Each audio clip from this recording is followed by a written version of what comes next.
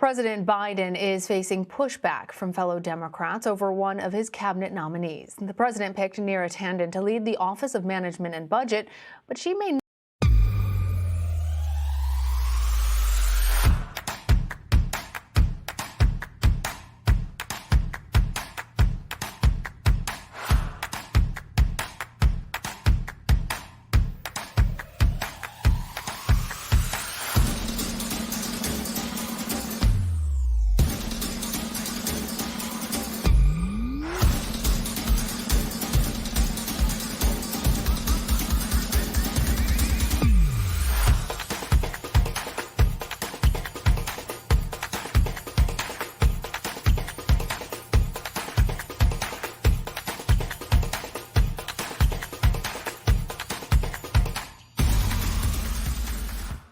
not have enough support on Capitol Hill, partially due to past social media posts criticizing lawmakers. The White House is still standing behind Tanden, and Mr. Biden said on Tuesday he thinks that she has a good shot to still be confirmed. Ed O'Keefe has the latest. President Biden tonight says he's disappointed by how slowly his cabinet is coming together. I don't so much blame it on the Senate. I blame it on the failure to have a transition that was rational. After a bumpy transition and the impeachment trial, just 9 of Mr. Biden's cabinet nominees have been confirmed. The pace of confirmations is lagging compared to similar points in previous presidencies. Just today, 2 committees canceled votes on Neera Tanden, the president's pick for budget director. West Virginia Democratic Senator Joe Manchin says he won't support her, citing years of sharply partisan comments on air and online about members of both parties. I think there's no secret she is lacking the votes right now, and she's working hard to try to get the votes. White House officials tell CBS News they're sticking with her.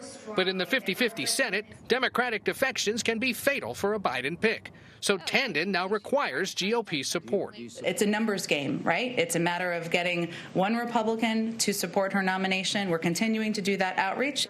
Alaska Senator Lisa Murkowski could be that one, but tonight says she's not yet made a decision. Tanden had deleted more than 1,000 tweets before being nominated, but late tonight, a newly surfaced tweet shows she'd even attacked Murkowski in the past. And Ed O'Keefe and Jennifer Haberkorn join me now. Ed is a CBS News senior White House and political correspondent, and Jennifer is a congressional reporter for the Los Angeles Times. Ed, let's start off right where your package ended with that tweet that came after Senator Lisa Murkowski. We heard her actually responding to it kind of quizzically. Do you see any indication that the White House may start moving away from full support from Ms. Tanden's nomination as director of the Office of Management and Budget? Is there still a path for her to be confirmed? If Senator Murkowski signs on and says that she's for her, then yes. But if not, it would be mathematically impossible because you've got too many Republicans saying they would vote against her, and you now have Joe Manchin, the Democrat from West Virginia, saying he'd vote against her. You'd add up that's about 51 right there, and that's the ball game. Notable that Senator Murkowski, in response to seeing that tweet tonight, told reporters at the Capitol, well, it just shows I've got more homework to do. What, if anything, the senator may be holding out for, or what she'd like to learn, or why she's leaving a nominee to twist in the wind is unclear, but certainly that's where Tanden is. And if you thought that today was the day that the White House might cut her loose, you'd be mistaken. They continue to insist that they are selling her, they are working to get her confirmed, they believe it's still possible. Let's see what tomorrow brings, because at this point you're down to just about one Republican senator who says she still has many questions that she'd like to ask. Yeah. So, Jennifer, you heard Ed mention the slow pace of confirmations for President Biden's cabinet nominees. How is that process currently playing out on Capitol Hill? Well, as Ed mentioned, not very well. Neera Tanden's nomination looks like it's going to go down unless there's some kind of miracle or Lisa Murkowski decides to save her. And that's really the first nomination that it looks like Biden is not going to be able to get through. Some of his other nominees are running into opposition. It does not appear that it's going to be fatal at this point. But Republicans have a lot of frustration with Javier Becerra, Biden's pick for the HHS secretary job. It looks like he's going to have a hard time getting many Republican votes. And Deb Haaland for Interior is facing some opposition from Republicans. But as Ed exactly mentioned, this is a numbers game. If Democrats can keep all 50 of their Democrats together, these nominees can get through and Biden can have a full cabinet. But if he can't, that's where he runs into trouble and needs to pick off Republicans. And if there's Democrats who are opposed to these nominees, it's going to be harder and harder to pick up any of these Republicans. That said, any one Republican could have a lot of leverage. If Lisa Murkowski right now went to the White House and said, yes, I want to vote for Neera Tanden, she would have a lot of leverage to get whatever she wants, frankly, in a negotiation. Yeah. And Jennifer, that's actually where my mind immediately goes, because at the same time that they may be expending political capital to try and confirm some of these more contentious nominees, the president's $1.9 trillion coronavirus relief bill is expected to come up for a vote. We know that it's expected to pass in the House later this week, but what's expected when it comes to the Senate? The Senate is a little bit of an unknown right now. Democrats don't yet have the 50 votes that they would need. It looks like there's going to be few Republicans, if any. I predict, frankly, that there's going to be no Republicans in the Senate voting for this. So that means Democrats have to keep all 50. And again, Joe Manchin is going to be a pivotal vote here. And he's not crazy about a $15 minimum wage, one of the key items that Democrats want to put in their bill.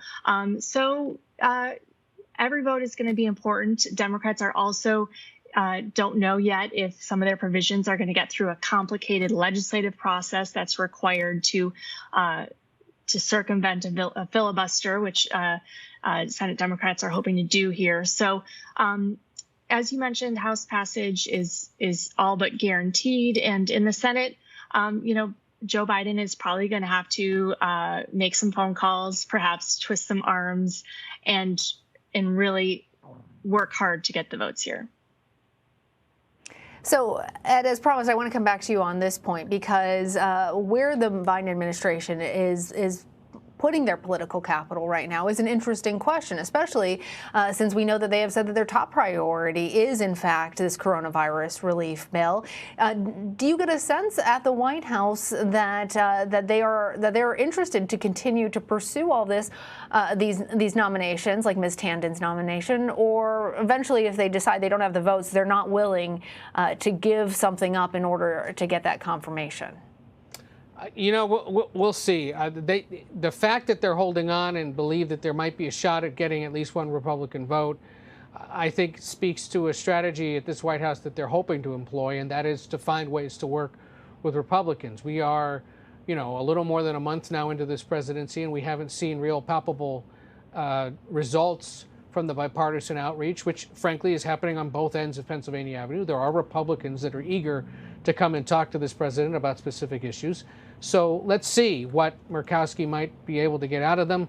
Let's see if it's related to either Neera Tanden's nomination specifically, or maybe something else, including potentially that COVID bill, for all we know. Because as far as we've heard, while there's been some op-ed writing done by Republicans griping about the fact that they don't think the White House is taking their concerns about the size and scope of that COVID bill seriously, nobody here and nobody, well, a few people certainly up on the Hill seem to think that there's no chance still for Republicans to get something out of this. Once that bill, as passed by the House, comes to the Senate, it is going to require some changes. And it's at that point that we can anticipate Republicans are probably going to try to engage on getting some of those changes, perhaps to give people like Joe Manchin and Senator Kyrsten Sinema of Arizona some cover, but also because they see it as an opportunity to get involved. And even if it passes with bipartisan approval in the Senate, doesn't necessarily mean you'll pick up Republican votes over in the House, but the White House will be able to walk away and say that they got bipartisan support for it. So it's going to get through the House by the end of this week. It's when it gets over to the Senate next week that things are going to get interesting. And it's also why you're trying to see the Senate get as many confirmations done as possible before that legislative work begins. Because once you get locked into that COVID bill, it'll be hard to get to anything else. So you see a vote coming on the Energy Secretary, probably on the Education Secretary soon, possibly on the Attorney General pick Merrick Garland by early or mid next week. Not to mention that they need all of those positions filled to just get their agenda passed. All right, Ed O'Keefe, Jennifer Haberkorn, thank you both.